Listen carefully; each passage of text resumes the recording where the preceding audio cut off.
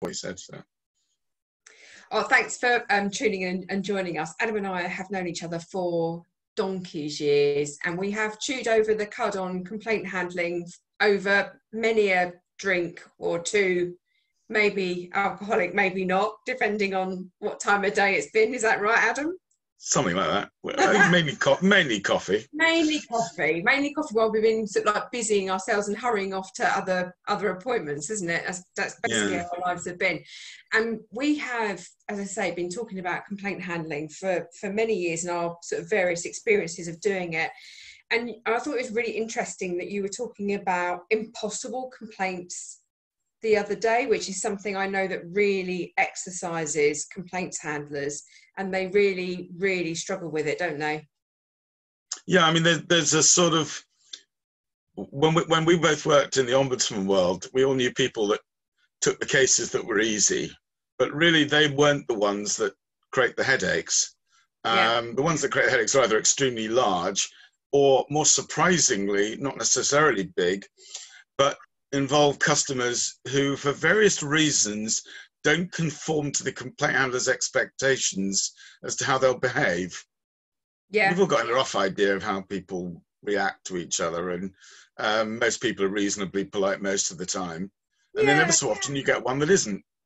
Yeah. And that's when the fun starts. I know, and I think we've got a lot better as a complaint handling industry at understanding behaviours, but so why people do kind of stretch us a little bit when we're dealing with them, because the whole thing about handling complaint can just be so stressful for some people that they become a magnified version of themselves. So it brings out the worst in you. That's what people say a lot. But then there are still customers who go beyond that still. Even your most, I don't know what the word I'm looking for now, your ability to be flexible and see the good in everyone can still be tested by some customers who will just be too much.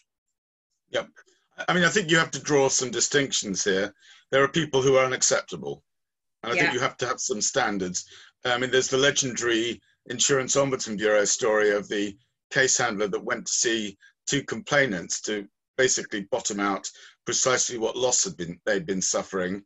And they wouldn't let her into the house because she was of an ethnic minority. They lost their case. Yeah. And I don't have a problem with that. I mean, every firm, every ombudsman scheme also owes a duty to its staff. And different people have different tolerance levels and abilities to cope, but you can't let staff be exposed to certain types of gratuitous rudeness, obscenity, and things like that, which go beyond the extreme expressions of anxiety, I think would be the polite way of putting it. I mean, if you've got Tourette's syndrome, it's actually quite easy to spot. That's not offensive. It shouldn't be treated as such. If you let off an obscenity randomly, most people can work out that's nothing to do with being unacceptable. If you threaten a case handler with some pretty unpleasant consequences, which I know has happened over the years, that's shutdown time. Yeah, and I think the more we've learnt as a profession to be accommodating and understanding when people will behave in a way that's still challenging. It still challenges when they behave a certain way, but we understand more the background behind it. The flip side of that is that the business has got to be very robust and clear when customers do cross the line, and to say that's not acceptable. That whole thing about it's no longer true that the customer is always right, because sometimes the customer is wrong, and the right answer is to say no. It's not. I've always thought the customer wasn't always right. I've never been convinced by the customer's always right idea, because there's a whole range of misunderstandings that can happen. But also, I mean, there is a difference between the unacceptable customer and the really difficult customer. Yeah. And a reasonably astute person, and you don't need to be grey-haired or particularly old. I've seen some of the most brilliant case handling done by some very improbable looking young people, who just know, because they're human and they're very good at sensing things, that somebody is troubled And there's a world of difference between troubled customers who behave slightly oddly Yeah. and let out their upset on you as the case handler, Yeah. often very well, you're very careful not to personalize it, not to say, Caroline, it's all your fault that I lost my job. They don't say that. They say, it's been a terrible last fortnight. I've lost my job. No one's talking to me. And when you get that cue, a reasonably well switched on person will just go, okay, I got what this is. Sit tight, listen. Yeah. That's it. Yeah. And they're not unacceptable. They're just upset, and that's fine. People are entitled to be upset in this world. And on many occasions, firms do things to them that give them every right to be upset. Yes, that's true. Which is another side of the story. Yeah, that's true, isn't it? I think sometimes when I've seen and talked to businesses about, this seemingly sort of very difficult, challenging behaviour that customers display. When you start to look back at what's happened in the run up to that, you can just see that someone, usually it's completely by mistake, has literally pressed the big red button of doom on a customer and just explode. And everyone sort of like sits back and says, I don't understand why that is. And from an outsider's perspective, you think, well, it's obvious, isn't it? But I mean, from your perspective, when we're talking about people that are, like in the impossible customer, how do you deal with them? Like, what is the trick to dealing with someone who's almost uncontrollable? Well, the obvious answer is hang on in there, literally. Ideally handle the telephone call as late in the afternoon as possible when people are leaving the office. I mean, my great one, and we all case handlers are proud of their great case. Mine was a lady that rang up 5:30 in the morning, started berating me for my incompetence at handling her complaint, which, by the way, I knew was partly justified anyway, which may have given her, made it easier for me, but I hadn't written to her to say, half your complaint I can see, but the other thing I don't think is right. What I did was to write to her, in a sense, probing the bits of the complaint I didn't think worked. Right. So maybe that started me off in the wrong place. I may have hit a little bit of touch paper there. But maybe I didn't, maybe I lit the right touch paper, because although she started off by accusing me of bias and my organisation as being in the pockets of the industry and a variety of other things, some of which, by the way, were true. So maybe one should also listen to the abuse, because occasionally it has more than a kernel of. Yeah. I suddenly twigged, she sort of let slip the fact that she'd had some bipolar issues. I don't think she put it quite like that, but I certainly picked it up. And then I thought, okay, just sit tight. Yeah. And the thing is, the mistake you make, by the way, on the phone is to just sit silently. If you do that, you sound like you're not listening. So I kept saying, yeah. I did the classic tricks in Ombudsman land of, can I send you a copy of the annual report, which in those days was a published document, quite easy to send. When it was our standard maneuver, if you like. And so I did respond. People talk about active listening, but over the telephone, nobody can see if you're actively listening. And so you need to say something. And eventually she started to tell her story. Yes. And when people tell their stories, I mean, people exaggerate. There are some outright liars out there, but there are an awful lot of people who have an exaggerated version of their reality. But as they tell that exaggerated version, you start to realize bits of the story that make sense against what you already know. And as she started to tell her story, I suddenly realized that what she was saying was entirely consistent with what was on my file. Yeah. And by the end of the call, I have written quite a few notes. And I kept saying to her, I've written that down. I'm very, very grateful to you for telling me this. It's very helpful. I wasn't just listening passively. I wrote a letter to the company and said, look, I've got this version of events. You need the other person, your representative, to contradict it in a written statement and explain to me what did happen on this occasion. Or I think you need to change your offer from X to X plus quite a lot. And they obviously looked at it and went, oh, blimey, we've got a problem here. Sorry, Caroline, you and I were talking a moment ago. We talk frequently about the fact that complaint handling makes your language go a little bit blue. A little bit, yeah. Anyway, so the net result was that that she was really constructive as a complaint handler. Complainant, I mean. She was very helpful to the complaints process. She revealed herself. The other thing that happens is people blow themselves out. They do it in one of two ways. One is by just saying everything they have to say, which in one go is a pretty good thing, because then at least you know what the extent of the damage is. You know what's happened. The other thing that happens is they may say something which may fatally undermine what they're saying. Like I knew I should have said that, but I didn't think it would help me with X, Y, Z if I did. Yeah. Okay, you didn't tell them. Fair enough. You know it. But that's okay. If you're in the business of finding the truth, it's a fairly good way to do it. But I think also people vent their anger. There's a lot of people out there who haven't been heard. Yeah, and you're the first person really that's probably lent an ear to someone, and they're going to use that opportunity because I don't know if it's going to happen again, do they? That's often the problem that people have, is that if they've been pushed aside or, you know, fobbed off or whatever it is, when they've got you and they know they've got you, they're going to tell you everything. And I think actually in this lockdown period, we've had a very good illustration of it. I got a phone call out of the blue from somebody who turned out to be a mother of an old friend.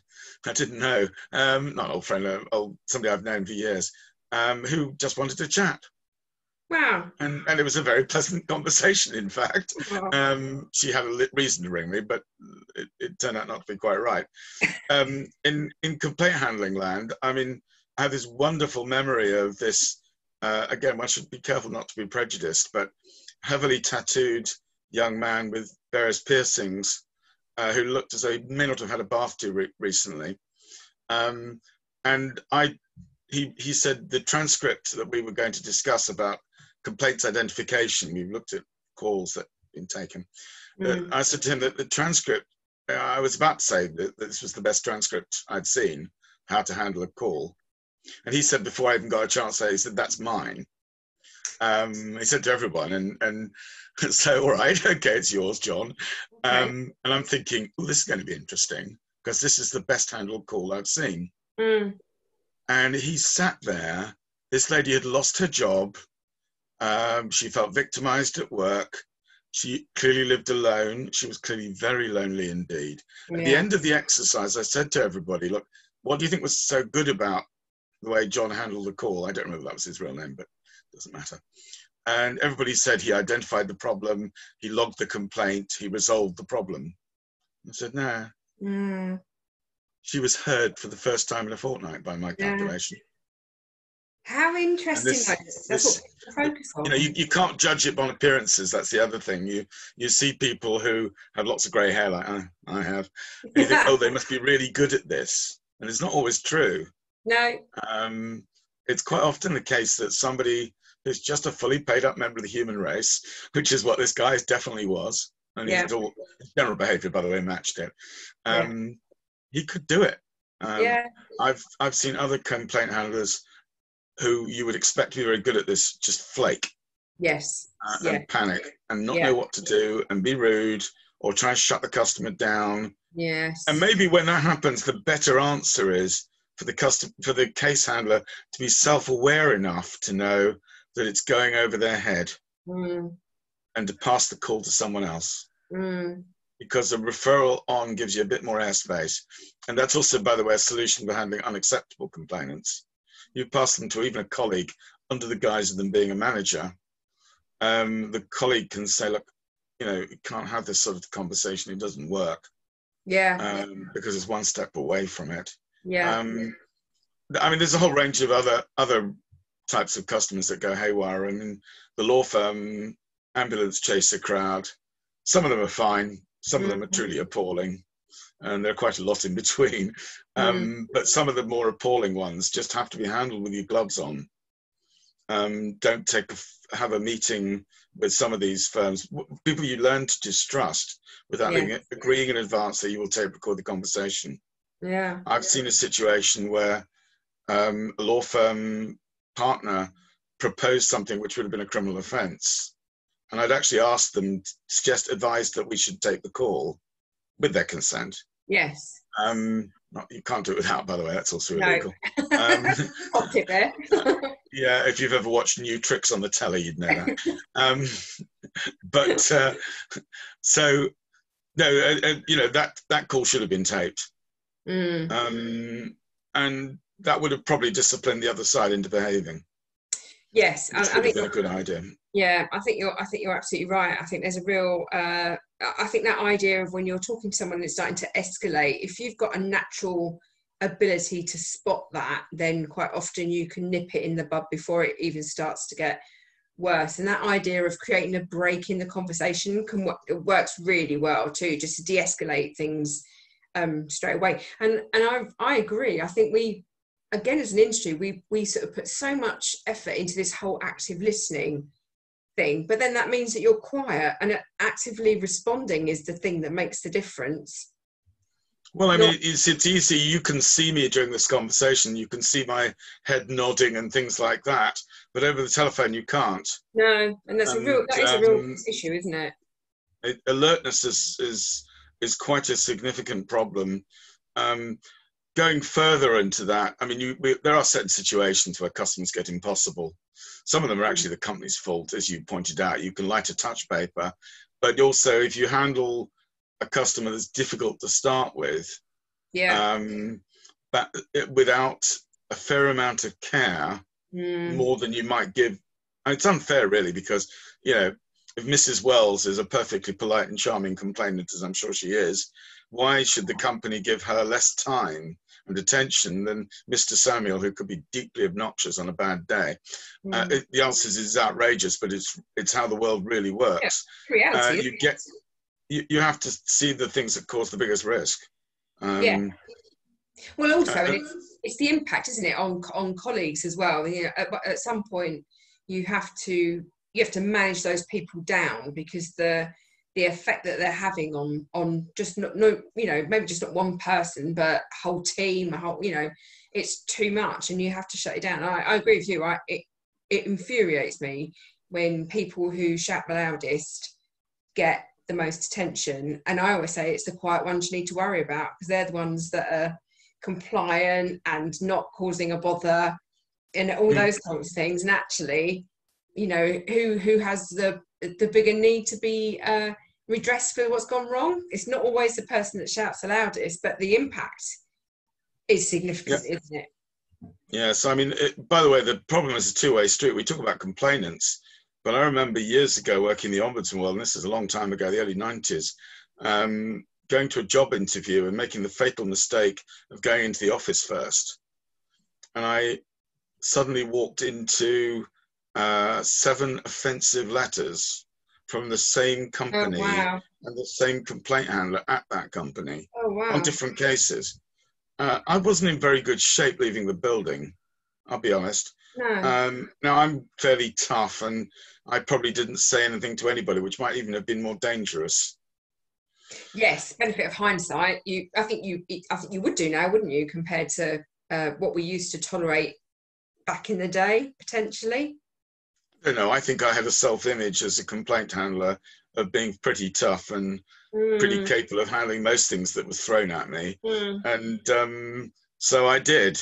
Now, whether that was the right behavior is a good question. It didn't help the job interview. I didn't get the job, by the way, perhaps unsurprisingly. Didn't get a second interview either. But, so this sort of hostility and anger, by the way, it's worse coming from the companies, because, Mrs. Jones is probably only going to make one complaint in her life that I'm ever going to handle if I'm at an ombudsman scheme. Yeah. In all probability, I don't know what your experience is of multiple complainants, but they're not that common. No, I mean, multiple cases. I've had a few, but then that's because I was involved in that sort of line of work, really. But I mean, we're talking about people that would, 40, 50, 60 odd complaints about anything and everything. But how many of them were there? How many complainants were they that filed the 40 or 50 in all?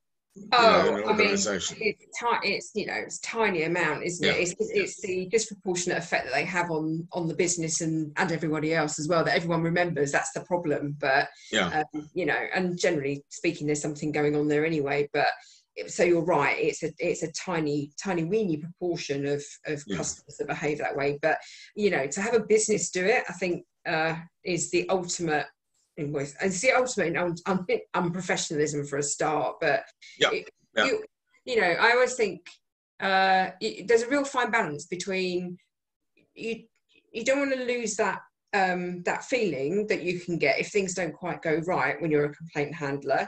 yeah. At the same time, you don't want to be sat up all night freaking out about it, but Mm. either way is bad.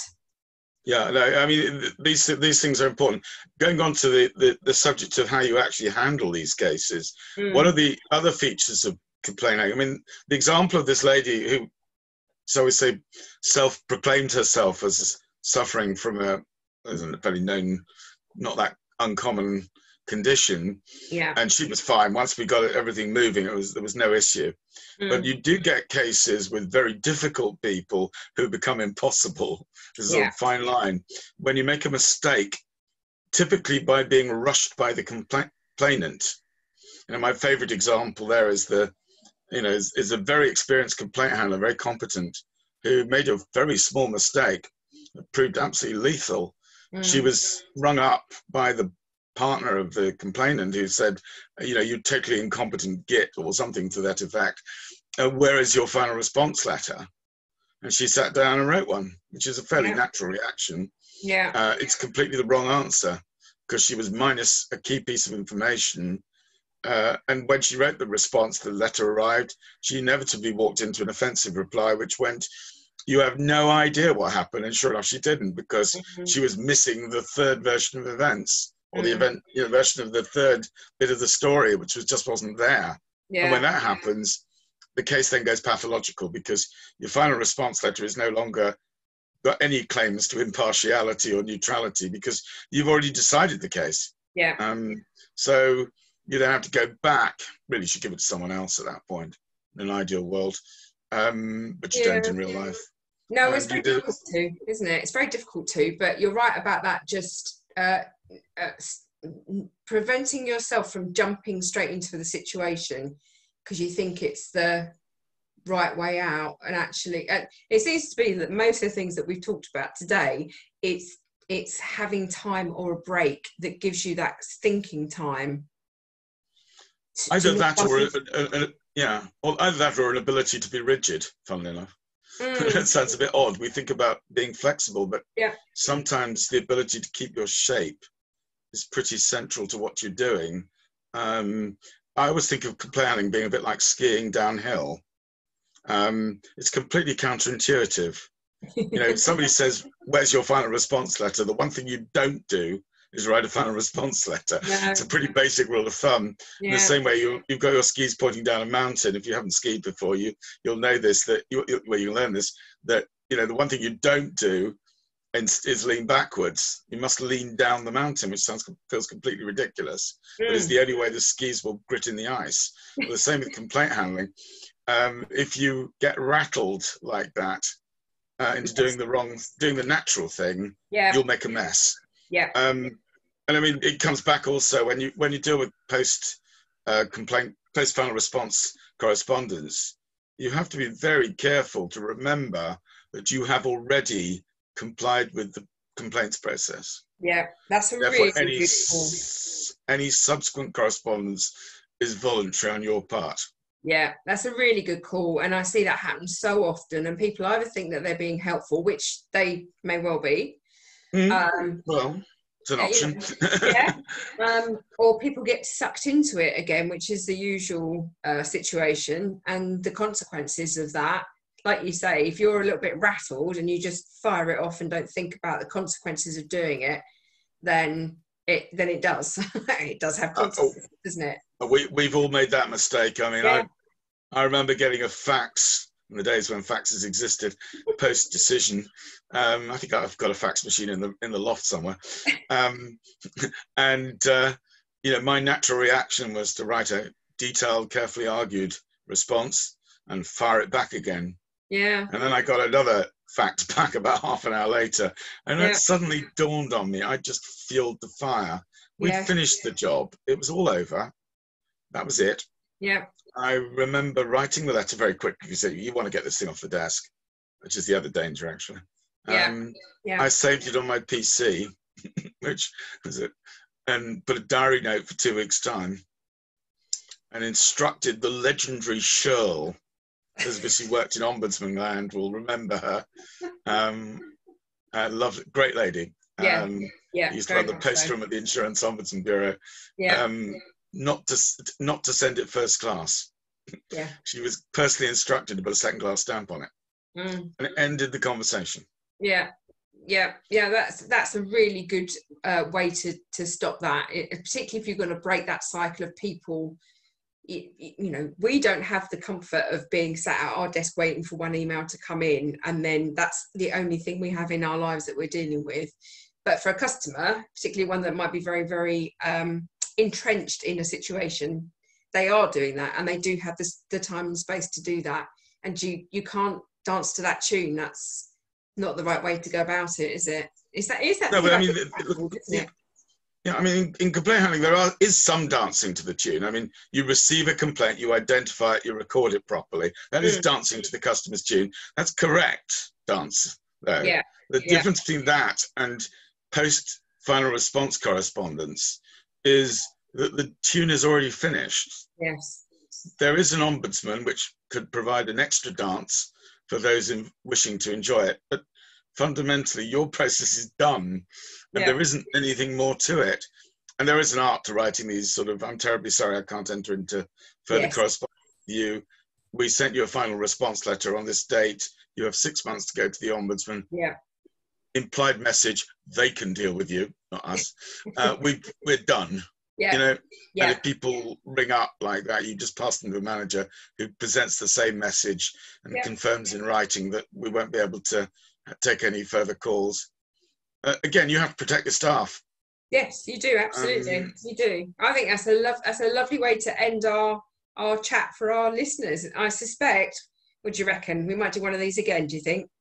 I'd love to. I mean, one thing I know about complaint handling is there are innumerable subjects you can discuss.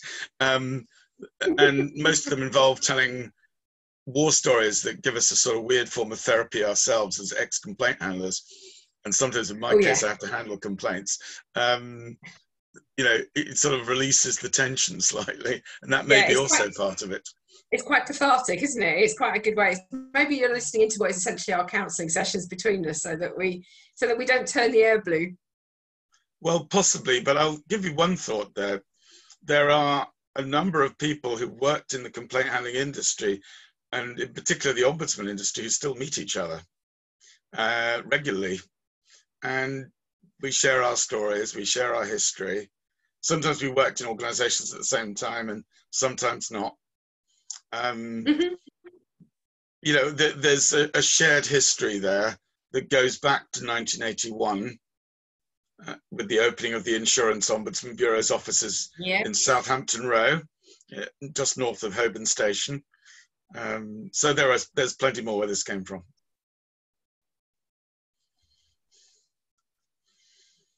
I hope you got what you wanted, and I hope I didn't talk too much. I probably did.